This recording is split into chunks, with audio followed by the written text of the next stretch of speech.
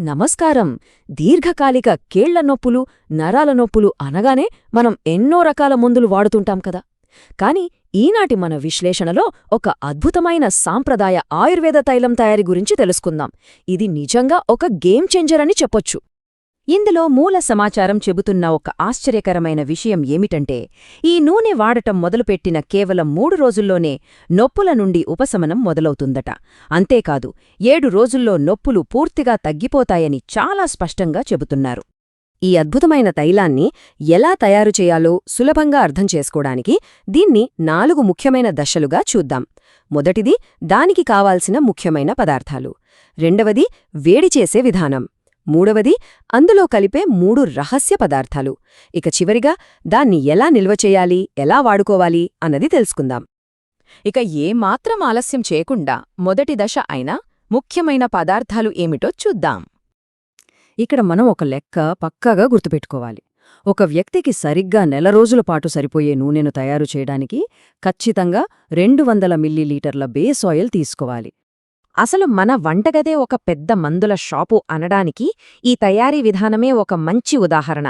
ఈ 200 మిల్లీలీటర్ల స్వచ్ఛమైన నువ్వుల నూనెకు చిన్నగా తరిగిన ఒక ఉల్లిపాయ, పొట్టు తీసిన అల్లం, పొట్టు తీయకుండా కచ్చాపచ్చాగా దంచిన ఒక 5 వెల్లుల్లి రెబ్బలు, కొద్దిగా పచ్చివాము, అలాగే ఒక అర చెంచా మెంతులు తీసుకోవాలి. ఇవన్నీ మనింట్లో ఎప్పుడూ ఉండేవే కదా. పదార్థాలు సిద్ధం చేసుకున్నాం కదా. ఇప్పుడు రెండవ దశ అయినా వేడి చేసే విధానం గురించి మాట్లాడుకుందాం. ఇక్కడే మనం చాలా జాగ్రత్తగా ఉండాలి. ఈ విధానం చాలా ఆసక్తికరంగా ఉంటుంది. మనం సిద్ధం చేసుకున్న పదార్థాలన్నీ ఒక గిన్నెలో వేసి కేవలం తక్కువ మంట మీద మాత్రమే వేడి చేయాలి. స్వచ్ఛమైన నూనెను వేడి చేస్తున్నాం కాబట్టి సహజంగానే బాగా నురగ వస్తుంది. ఆ నురగ అలా పైకి రాగానే వెంటనే స్టవ్ ఆఫ్ చేసేయాలి. ఆ తర్వాత ఆ నురగ పూర్తిగా తగ్గేదాకా కలుపుతూనే ఉండాలి. ఇక్కడ ఒక అత్యంత ముఖ్యమైన హెచ్చరికను మూల సమాచారం గట్టిగా చెబుతోంది. ఎట్టి పరిస్థితుల్లోనూ మంటను ఎక్కువగా పెట్టి ఈ నూనెను వేడి చెయ్యకూడదు. ఒకవేళ అలా చేస్తే నూనె నల్లగా మాడిపోయి అందులో మనం ఆశించే ఔషధ గుణాలన్నీ పూర్తిగా నశించిపోతాయి.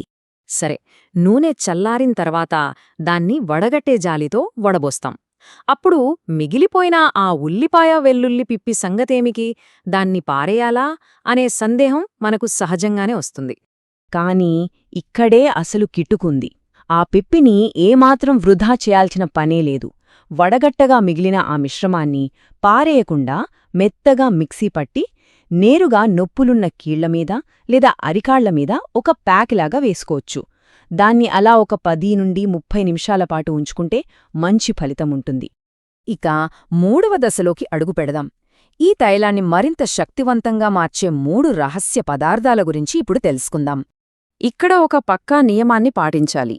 ఈ నూనెలో పుదీనా పువ్వు, వాము పువ్వు మరియు ఒక 3 పచ్చకర్పూరం లేదా ముద్దకర్పూరం బిళ్లలు కలపాలి. కాని నూనె స్టవ్ మీద ఉన్నప్పుడు ఎట్టి పరిస్థితిలోనూ వీటిని వేయకూడదు సుమా. నూనె సగం చల్లారిన తర్వాత మాత్రమే ఈ 3 పదార్థాలను కలపాలి. అప్పుడే అవి సురక్షితంగా చక్కగా కరిగిపోతాయి.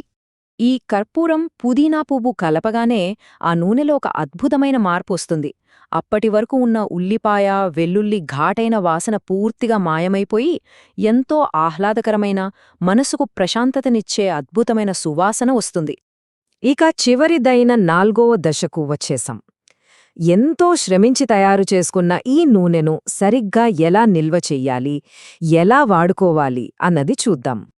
ఈ ఔషధ తైలం నెలల తరబడి పాడోకుండా అంతే ప్రభావవంతంగా ఉండాలంటే ఒక కఠినమైన నియమముంది. దీన్ని ఎప్పుడూ సాధారణ గది ఉష్ణోగ్రత దగ్గరే, అంటే బయటే ఒక గాజు లేదా ప్లాస్టిక్ సీసాలో నిల్వ చేసుకోవాలి. పొరపాటున కూడా ఫ్రిడ్జ్లో మాత్రం పెట్టకూడదు. ఇక రోజూ వాడుకునేటప్పుడు కూడా ఒక పద్ధతి ఉంది. చల్లటి నూనెను నేరుగా రాయకూడదు, అలా అని మంట మీద పెట్టి నేరుగా వేడి చేయకూడదు. దానికి బదులుగా డబుల్ బాయిలింగ్ విధానాన్ని వాడాలని మూల సమాచారం గట్టిగా సూచిస్తోంది. అంటే వేడి నీళ్లు ఉన్న ఒక పెద్ద గిన్నెలో ఈ నూనె తీసుకున్న చిన్న గిన్నెను ఉంచి వెచ్చగా చేయాలన్నమాట. కాబట్టి రోజువారీ వాడకం ఎలా ఉండాలంటే, శరీరం తట్టుకోగలిగేంత వెచ్చగా ఈ నూనెను తీసుకుని నొప్పులు ఉన్న కీళ్ల దగ్గర లేదా వెన్ను, నరాల దగ్గర చర్మంలోకి బాగా ఇంకేలా ఒక 2 నిమిషాల పాటు సున్నితంగా మర్దన చేయాలి. ఆ తర్వాత ఒక కాటన్ గుడ్డను చుట్టుకుంటే ఆ వేడి బయటకు పోకుండా లోతైన శాశ్వతమైన ఉపశమనం లభిస్తుంది. చివరిగా ఒక్క మాట.